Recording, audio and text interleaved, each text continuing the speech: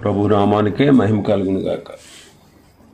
కూడి వచ్చిన మీ అందరికీ కర్మల ఆత్మీయ సహవాస సంఘ విశ్వాసులందరికీ మన ప్రభువును ఆయన ప్రియ కుమారుడునైన యేసుక్రీస్తు వారి శ్రేష్టమైన నామములో శుభములు మరియు అందరికీ వందనాలు.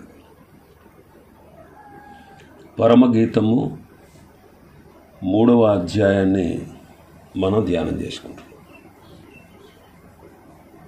పరమగీతము గ్రంథము 3వ అధ్యాయం 11వ వచనాన్ని చదువుతాను. సియోను కుమార్తెలారా వేంచేయుడి, కిరీటము ధరించిన సొలొమోను రాజును చూడుడి. వివాహ దినమున అతని తల్లి అతనికి పెట్టిన కిరీటము చూడుడి. ఆ దినము అతనికి బహు సంతోషకరం. మరొకసారి చదువుతాను. సియోను కుమార్తెలారా వేంచేయుడి, కిరీటము ధరించిన సొలొమోను రాజును చూడుడి. వివాహ దినమున అతని తల్లి అతనికి పెట్టిన కిరీటము చూడుడి. ఆ దినము అతనికి బహు సంతోషకరం. ఈ అధ్యాయం ప్రారంభంలో ప్రియురాలు నిద్రావస్థలో ఉంది. ఆ తర్వాత నిద్ర నుండి మేల్కొని సిద్ధపడి అనేక మహిమ కార్యాలు కనబర్చి ఈ వచనమందున్నటువంటి కిరీటము ధరించిన రాజును దర్శించడానికి వెళుతా ఉంది.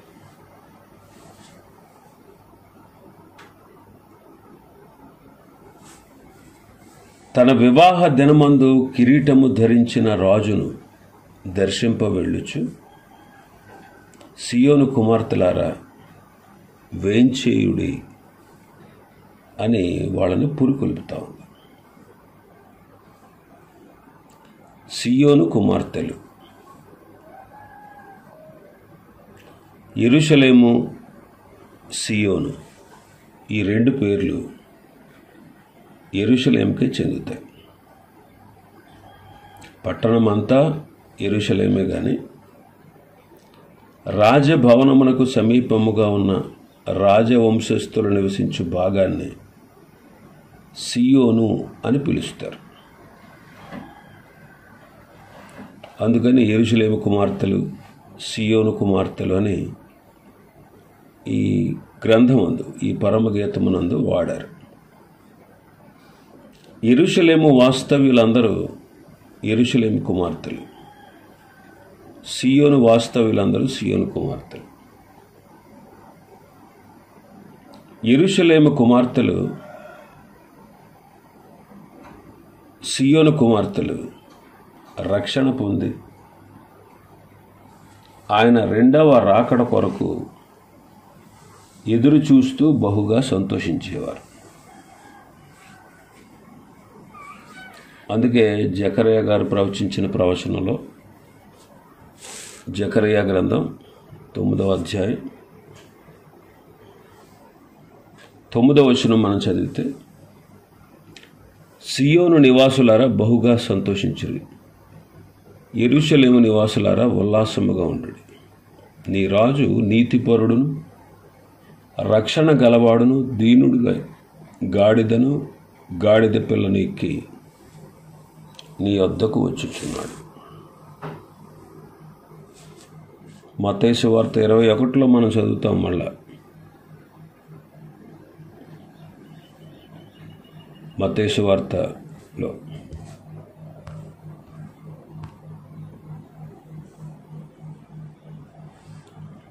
మత్తయి సువార్త 21లో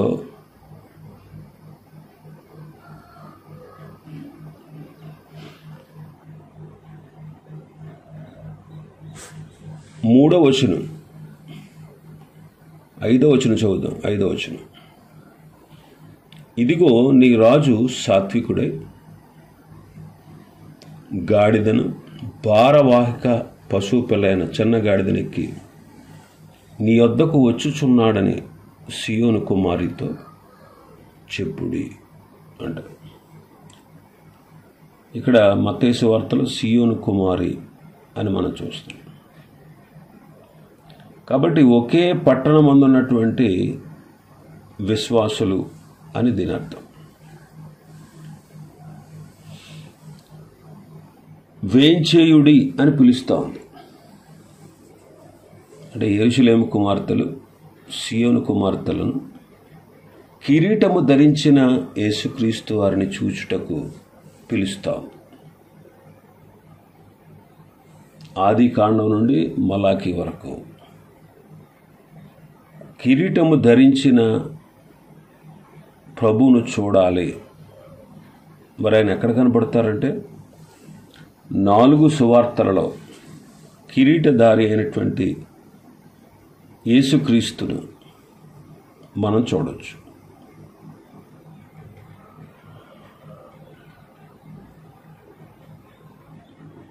మరి మనం రక్షణ పొంది ఆయన రాకడ కొరకు మనం సిద్ధపడాలి. కిరీటము ధరించిన సొలొమోను రాజును చూడండి అంట. ఈ సొలొమోను రాజు మన ప్రభువైన యేసుక్రీస్తు వారికి ముంగుర్తుగా ఉన్నారు. కిరీటము ధరించుట. మన ప్రభువైన యేసుక్రీస్తు వారికి అనేకమైన కిరీటములు ఉన్నాయి, అనేకమైన కిరీటాలు ఉన్నాయి. ప్రకటన గ్రంథంలో చదువుతాం.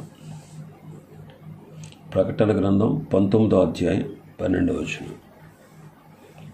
ఆయన నేత్రములు అగ్ని జ్వాల వంటివి, ఆయన శిరస్సు మీద అనేక కిరీటములుండెను. ప్రభు శరీరధారిగా ఈ లోకానికి వచ్చినప్పుడు ఆయన బాప్తిసం పొందిన వెంటనే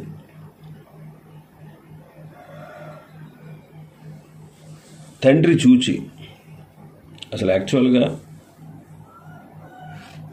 పాపాత్ములైన వారు బాప్తిసం పొందాలి.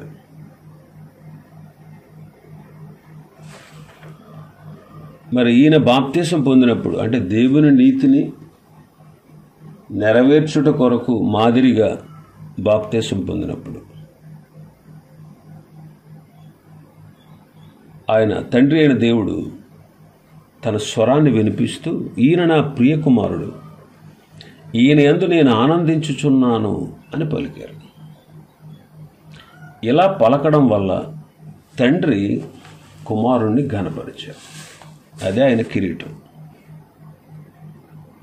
ఇది తండ్రి పెట్టినటువంటి కిరీటం. అలాగే శిష్యులను తీసుకుని వెళ్ళి రూపాంతరం చెందినప్పుడు మరలా కిరీటాన్ని తండ్రి అయిన దేవుడు పెట్టారు. యూదుల సంఘం యేసుక్రీస్తు ప్రభు వారికి ముండ్ల కిరీటాన్ని వేశారు, ముండ్ల కిరీటాన్ని ధరింపజేశారు. పాపాత్ముల రక్షణార్థమై ఆయన ఆ ముండ్ల కిరీటాన్ని ధరించి మహిమలో మహిమ కిరీటంగా మార్చబడ్డది. విశ్వాసులు కూడా శ్రమలలో జయిస్తూ, శ్రమలలో ఆయన స్తుతిస్తూ ప్రభువునకు కిరీటం వేస్తారు, కిరీటం ధరింపచేస్తారు.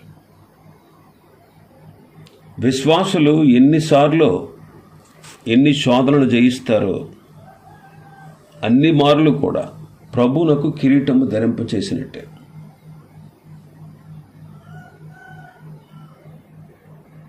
మనం జయించినప్పుడు ప్రభు మనకు కిరీటాన్ని ధరింపచేస్తే మరి ఆ జయమంతా ఎవరి వల్ల కలిగింది? దేవుని వల్ల కలిగింది. కాబట్టి ఆ కిరీటం ఎవరికి చెందుతుంది? ఆయనకే చెందుతుంది. శిలువ మీద పెండ్లి కుమార్తెకు రావాల్సినటువంటి అవమానాలన్నీ కూడా ఆయన భరించారు. అప్పుడు ఆయనకి కిరీటం పెట్టబడింది. అప్పుడు పెట్టిన ముండ్ల కిరీటము మహిమ కిరీటముగా మార్చారు. యూదులు ప్రభువునకు పెట్టిన కిరీటము ఆయన అవమానపరచడానికి అలా వేశారు. కానీ ప్రభు జయం పొంది మహిమ కిరీటాన్ని తెచ్చారు. యూదులు రాజైన ప్రభునకు వేసిన కిరీటాన్ని యూదులు ఇతరుల అనేకులు చూశారు.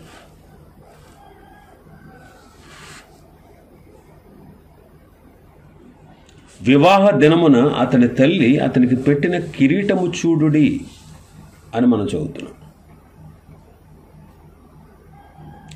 క్రీస్తు ప్రభు శరీరధారిగా వచ్చారు.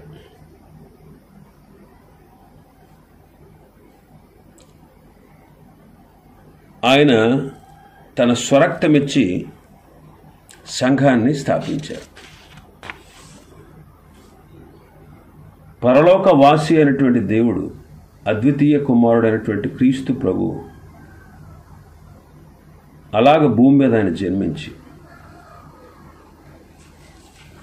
ఆయన తన స్వరక్తాన్నిచ్చి సంఘాన్ని స్థాపించారు, సంఘాన్ని సంపాదించారు. కన్యకను, సంఘమును, వధువును సంపాదించారు. మరి ఆయన పరమునకు వెళ్ళారు, మళ్ళా తిరిగి రాబోతున్నారు. మధ్యాకాశంలో ఎవరు అనుకోనని గడియలో ఆయన వస్తారు. కాబట్టి మనం ఆయన ఎదుర్కోబోతున్నాం. అక్కడ పెండ్లి విందు జరగబోతా ఉంది. దేవుడు ఆదామునకు గాఢ నిద్ర కలగజేసి ఒక ప్రక్కటెముకను తీసి దానితో అవ్వను కలగజేసి ఆదాముకి ఇచ్చారు. ఇది నరునిలో నుండి తీయబడినది కనుక నారి అనబడును అని ఆదాము గారు ఆమెను హత్తుకున్నారు. ఆ దినమే ఆదాము యొక్క వివాహ దినం. అలాగే ప్రభు యొక్క వివాహ దినం ఆయన శిలువ మీద శ్రమపడి ఆయన తన రక్తాన్ని ఇచ్చి ఈ లోకంలో సంఘమును ఆయన సిద్ధపరిచారు. లోకములో సంఘము సిద్ధపరచబడుటకు అవసరమైన శిలువ శ్రమలు ప్రభు ఆ దినమంతా భరించారు. మరి శిలువ మరణ సమయం నుండి మధ్యాకాశములో సంఘాన్ని కలుసుకునే వరకు ఉన్న సమయమే ప్రభు యొక్క పెండ్లి రోజు. మరి వివాహ దినమున అతని తల్లి అతనికి పెట్టిన కిరీటము చూడుడి. ఆయన తల్లి అంటే భౌతికంగా చూస్తే మరియా ఆయన తల్లి అయితే అక్కడ కిరీటం పెట్టినట్టు ఎక్కడ లేదు. కానీ ఎవరి తల్లి అంటే యోధా మత సంఘం. ప్రభువునకు కిరీటం పెట్టిన వాళ్ళు ఎవరంటే యోధా మత సంఘం అన్నమాట. యోధా జనాంగం పెట్టినటువంటి ముండ్ల కిరీటం, యోధా సంఘం పెట్టినటువంటి ముండ్ల కిరీటం. రోమాపత్రిక 9వ అధ్యాయం 5వ వచనం. పితరుల వీరు వారు శరీరమును బట్టి క్రీస్తు వీరిలో పుట్టెను, ఈయన సర్వాధికారి అయిన దేవుడు అంటే నిరంతరము స్తోత్రార్హుడై ఉన్నాడు అని మనం చదువుతాం. కాబట్టి ఇక్కడ తల్లి ఎవరు అంటే యోధా సంఘం అన్నమాట, యోధా మత సంఘం. ఆయన శరీర రీతిగా యోధా జనాంగంలో జన్మించాడు. మరి వాళ్ళు పెట్టిన కిరీటం, ఆ యోధా మత సంఘం అనే తల్లి పెట్టిన కిరీటం ముండ్ల కిరీటం. దేవుడు నరుడుగా రావలసి వచ్చినప్పుడు అబ్రహాము సంతానాన్ని ఏర్పరచుకొని ఆ సంతతిలో నుండే ప్రభువు భూమి మీదకి రావడానికి ఆ సంతతిని సిద్ధపరిచాడు. కాబట్టి ఆ యోధా సంతతి నుండి ప్రభు వచ్చినందువల్ల ఆ సంతతి ప్రభువునకు తల్లి అయింది. కనుక శిలువ మరణ సమయమందు వీరు ముండ్ల కిరీటాన్ని పెట్టారు. అదే అతని తల్లి పెట్టిన కిరీటం. ఆ దినము ప్రభు తన రూపము గల సంఘము, తన స్వరూపము కలిగినటువంటి సంఘాన్ని సిద్ధపరచుటకు గాను, కలిగి ఉంటుటకు గాను తన ప్రాణాన్ని పెట్టారు. ఆదాము నుండి ఆదాము వంటి రూపము కలిగినటువంటి హవ్వను చేసినట్లు కడపటి ఆదామైనటువంటి క్రీస్తు నుండి హవ్వ వంటి సంఘం వచ్చింది. కనుక మొదట ఆదాము పెండ్లి, ఆదాము నుండి అవ్వ తీయబడిన రోజు అన్నమాట. ఇక్కడ క్రీస్తు ప్రభువారు సిలువ వేయబడిన దినమందే సంఘం వచ్చింది. అదే పెండ్లి దినం. కాబట్టి కిరీటము ధరించిన రాజును చూడండి అని ఉంది. మహిమ కిరీటము ధరించిన రాజు అనమాట ఆయన.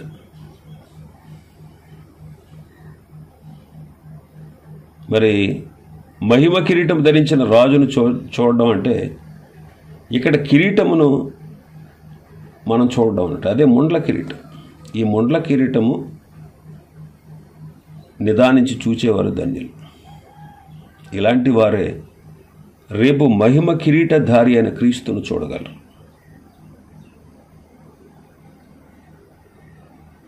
మరి ప్రభు ఆనాడు ఆ ముండ్ల కిరీటము ధరించకపోతే మరి సంఘానికి ఈనాడు కిరీటాలు దక్కేవి కాదు. మరి రేపటి దినాన ప్రభు సాన్నిధ్యంలో అక్షయ కిరీటం, జీవ కిరీటం, నీతి కిరీటం, మహిమ కిరీటం, అతిశయ కిరీటం ఇవన్నీ ఎక్కడ దొరుకుతాయి? ఆయన కిరీటం ధరించకపోతే. ఆయన కిరీటాన్ని, ముండ్ల కిరీటాన్ని ఆయన ధరించి ఈ మహిమ, అక్షయ, అతిశయ, జీవ, నీతి కిరీటాలు ప్రభు మనకిచ్చారు. ఇంకా మనం చూస్తే ఆ దినము, మన భాగంలోకి వస్తే ఆ దినము అతనికి బహు సంతోషకరము అంటారు. దేవుడు ఈ సృష్టిని చేశారు. ప్రతి దినము సృష్టిని చేసి అది మంచిదిగా ఉన్నట్టు చూచి సంతోషించారు. అంటే ఆయన కోరినట్లుగా అది ఉంది. ఆయన కోరినట్లుగా మానవులకు, తాను కనబోయే పిల్లలకు అది మేలు కలుగుతుంది అని చూచి సంతోషించారు. 6వ దినమున సృష్టిని అంతటినీ చేసి అది చాలా మంచిదిగా ఉంది అని బహుగా ఆయన సంతోషించారు. ఆ తర్వాత ఆదామునకు అవ్వను సృజించిన తర్వాత వారు ఏలికలయ్యారు. ఆదాము ప్రతిదానికి పేరు పెట్టినప్పుడు ఆయన చాలా సంతోషించారు. అలాగే దేవమానవుడైనటువంటి యేసుక్రీస్తు ప్రభువారు లోకములో మానవ రక్షణార్థమై సమస్త కార్యములు చేశారు. పాపులకు పాప పరిహారం, రోగులకు స్వస్థత, దయ్యముల చేత పీడింపబడుతున్న వారికి విముక్తి, ఆపదల్లో ఉన్న వారికి విడుదల, ఆకలి కొన్న వారికి ఆహారం, మృతి చెందిన వారికి జీవాన్ని దయచేశాడు ఆయన. ఆయనకు సంతోషమే. కానీ మానవులకు అందరికీ అది సంపూర్ణ రక్షణ కాదు. మరి ఎప్పుడు సంపూర్ణ రక్షణ? ఆయన సిలువలో మరణము పొందినందున ఆయన సంపూర్ణ రక్షణ మానవులకు కలుగజేశారు. ఈ కార్యం వలన ప్రభువుకు బహు సంతోషం. అందుకే తనకు తానుగా ఆయన సిలువకు అప్పగించుకున్నారు.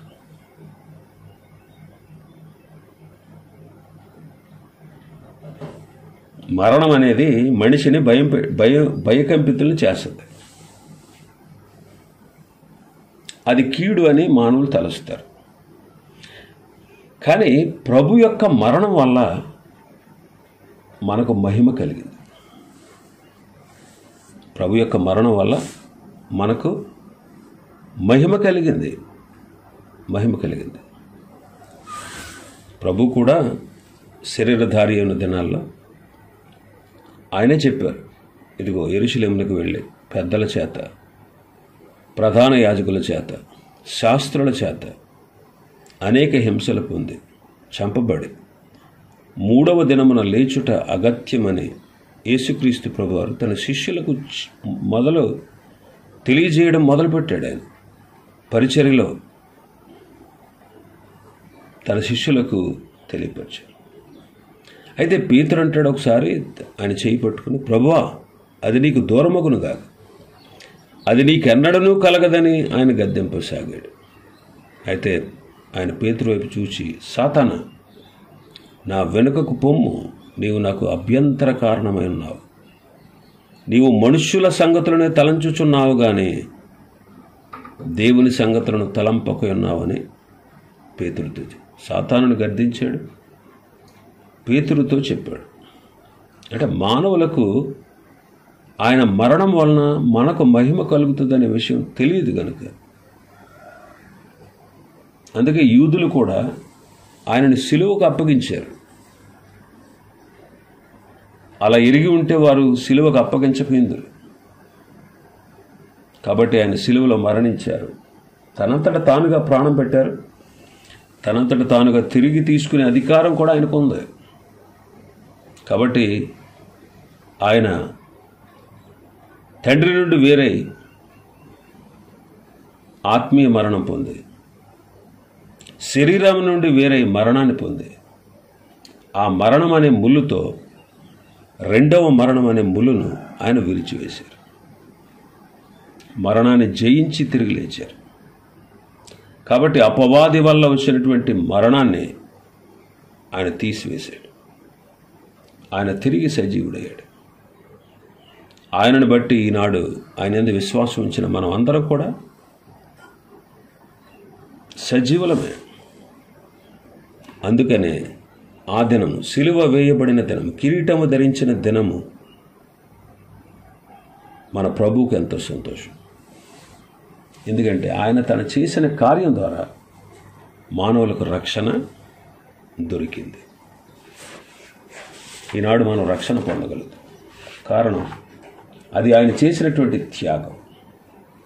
ఆయన ఇష్టపూర్వకంగా మన కొరకు శరీరధారిగా వచ్చి ఆ కార్యాన్ని చేసి మానవులకు రక్షణ ఇచ్చారు.